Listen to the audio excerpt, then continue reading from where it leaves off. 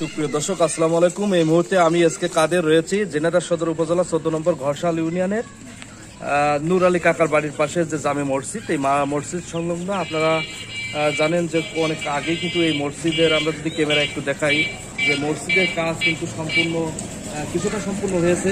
এই মসজিদের ছাদের কাজ সম্পূর্ণ হয়েছে, কিন্তু অনেক কাজ বাকি আছে।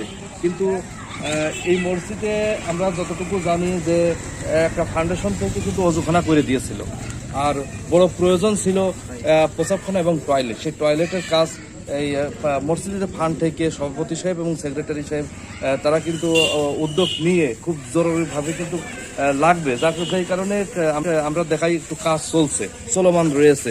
কিন্তু কাজ যখন চলমান রয়েছে, চলমান থাকা অবস্থায় মসজিদের ফান্ডে আর টাকা নাই। যারা দিতে ইচ্ছুক তারা যদি দিতে চায় তা সম্পূর্ণ হবে। আমরা সরাসরি সভাপতির সাথে কথা বলবো, জানবো যে এই বিষয়ে কত টাকা লাগবে। আপনার নাম পরিচয় দিয়ে বলেন। আমার মোহাম্মদ আশরাফ আলী, এই মসজিদের সভাপতি গ্রাম ঘোরশাল। হ্যাঁ, আমার এই পেশাবখানার পায়খানায় 50,000 টাকা দরকার। আমার ক্যাশ 20-25,000 টাকা আছে, আর 25,000 টাকা শর্ট। আচ্ছা, আপনি যে শুরু করেছেন দুটো প্রসাবখানা দেখতে পাচ্ছি এবং একটা টয়লেট, তো এখানে আর কত টাকা প্রয়োজন? আমি কমপক্ষে 20-30,000 টাকা হলে আছে।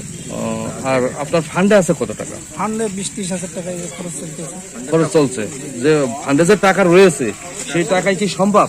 না, সম্ভব হচ্ছে না বলেই তো 20-30,000 টাকা প্রয়োজন। এই মসজিদের আর কি কি কাজ আপাতত বাকি আছে? সব বাকি, তারপরে বাকি সব বাকি। দর্শক, আমরা জানলাম যে এই জামে মসজিদে কিন্তু অনেক কাজ বাকি রয়েছে, টাকার অভাবে সেটা হয়ে উঠছে না। এই আপনারা সবাই তো এখানেই নামাজ আদায় করেন, মুসল্লি। সভাপতি সাহেব যে কথাটি বললো, আসলে সেটা তো আসলে খুবই গুরুত্বপূর্ণ। ঠিকই বলেছে, তাই না?